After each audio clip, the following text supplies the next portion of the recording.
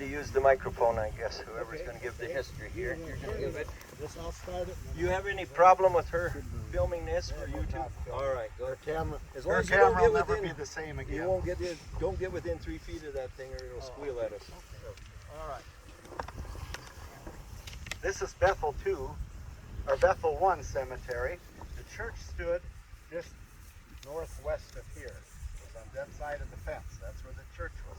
That church, when they closed here in 1938, they joined the Tripp Charge. They actually at that time had so many people attending the Reformed Church in Tripp, which is still there, the original building from 1901. They didn't have room anymore. They went to worship in the city hall. Well, then in the mid-40s, in 45 or 43, 4, they decided they needed a bigger church. They had to make room for the people. So then the war came along, so that held that project up till 45. And then from 45 to 47, they did build Creedon's Church in Tripp. Bethel 2 is over there. This is Bethel 1. These guys closed their church in 38. That's when they went to Tripp. They started going there. The house that was, the church that was here, Maynard Guthmiller, a lot of you probably remember Maynard. He moved it to Tripp, and that was his house till Esther and Maynard sold that house, and it's still standing in Tripp there on the southeast end of Tripp. Still a home for a couple people. Okay, so then in 45, when they decided to build the new church in Tripp, the Bethel 1 people decided, there was just a handful of them left back there, that they would go to Tripp then too. This cemetery has mostly Stabners, Hofs, Hares, Schnabels, Sandow, Hebe, yeah. What's kind of unique, and there's a lot of Lutherans here, if you go 2 miles south of here, from there south, it was Denowitz Lutherans, Zieglers, Biebers, Beedses. Who are some of the other common names? Vedders, yes. And when you got on this side of that line 2 miles down, you had the Stabners, Hares, Schnabels, Melhoffs, Pietzes, just how they settled. And one thing that's really unique though, when we go back to the history, and Pastor Andy's going to talk a little bit about Jacob Orth, who's buried between Scotland and Lesterville, the guy that founded most of all the Reformed churches in this part of South Dakota. When we go back to that, I think I'm going to let you start there before I finish up, okay? Start with what Jacob did, how he got started out here, how these people thrived with their Christian faith.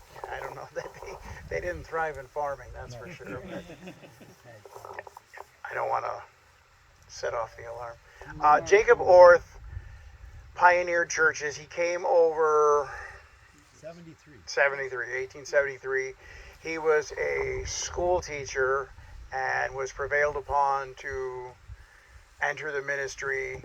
So through association with other Reformed ministers, he was examined and ordained by the Reformed Church in the United States, the Sheboygan classes. That's how sparse things were back then. The Tripp Charge was under Sheboygan, Wisconsin.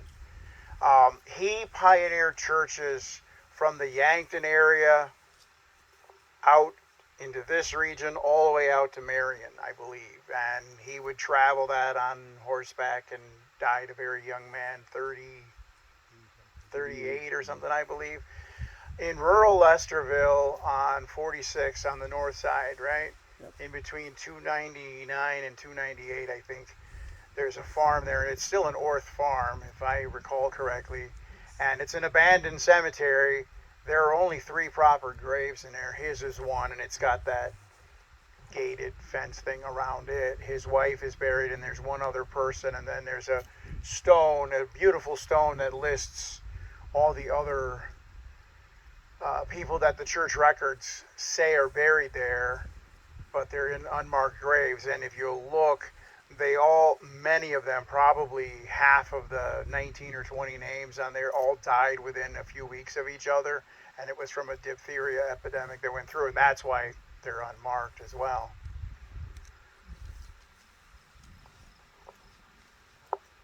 When Reverend Shifley was at our church, yes, we went out Reverend Shifley and I and his wife, and he had another friend with him, a foreign student, and by which cemetery we found over 40 graves. Yes. And I found that cemetery, the gravesite, I found it on findagrave.com, and credit for the pictures that were uploaded was Ron Shifley. So Yeah, yeah.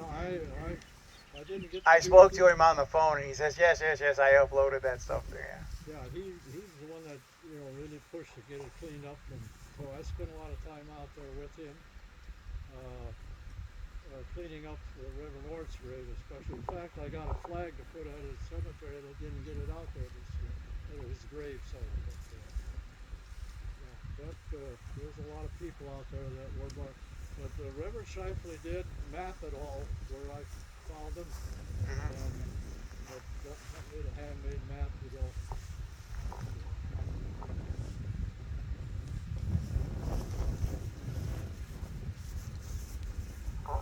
When these people came from the Ukraine, they had come from Germany 60, 70 years earlier, and then Catherine the Great passed away, and of course things got really tough for them. One of them was they wanted to take the Bibles away, and the people just wouldn't stand for that. They were so happy when they got to the Ukraine because they could worship. They were not bothered. They would worship at least twice a day, and they would have family prayer in the morning, evenings, and that.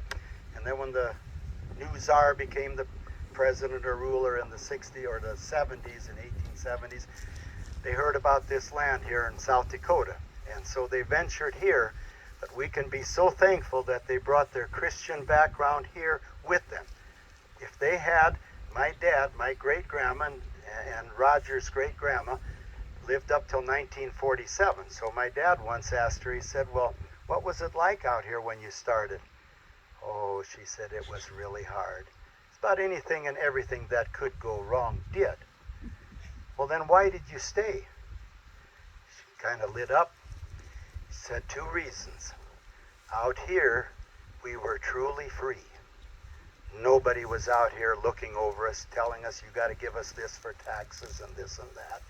And we could do what we wanted with our quarter of land. And she said, we were also truly free to worship our God. We were truly a free people. So what a faith they brought, and they carried, they transferred or passed it on to us. We have to be so thankful for that. Okay, that's about all we know here. Any questions? About how large was that church, do you know? Oh, not real big, probably 30 by 20, something like that. They weren't 30, maybe 35 by 40 or 20. Where are your grandmothers buried? Okay, that's in the other cemetery. That's 3 miles east of here. Yeah, we were not. Picture of the church? No, nobody has. It's a funny thing. Nobody has a picture of it in 1938.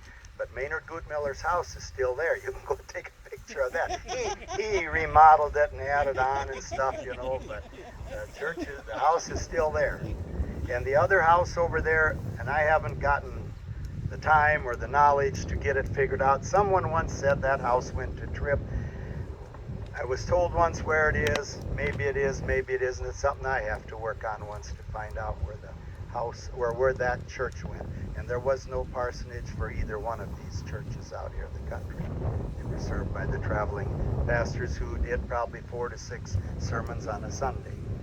So, Do you know how old that fence is? When was that put in? oh, it could be at least 20, 25 years, I'd say already. Yeah. It's been quite a while. I went in the old cemetery out of Newport, probably 10, 15 years ago. Yeah. Me and the parents and Rachel. Okay.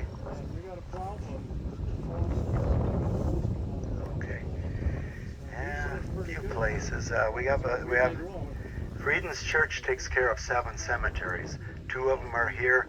Then there's Emmanuel, Lower Emmanuel out at, then there's Zion, southwest of Tripp, and New Salem, south of Delmont. A couple of those fences show that too. And it was put in by a company. I think their name is on the sign right there by the gate. They Bill hired worked somebody. for Menards, and that's what Okay. his job was, putting in chain link fences. So that's why he volunteered to help me and Ray Toom do that. And Ray Toom's wife, Violet, and I are Violet. first cousins. Oh yeah. It's a small world. Yeah. So be careful what you say and what you do, because somebody probably knows you. And Nancy Bowder, her husband and I are first cousins. And where did Loretta go? Did she go home? Yep. Yeah, her and I are first cousins, so yeah. Okay, we'll go on to the next one.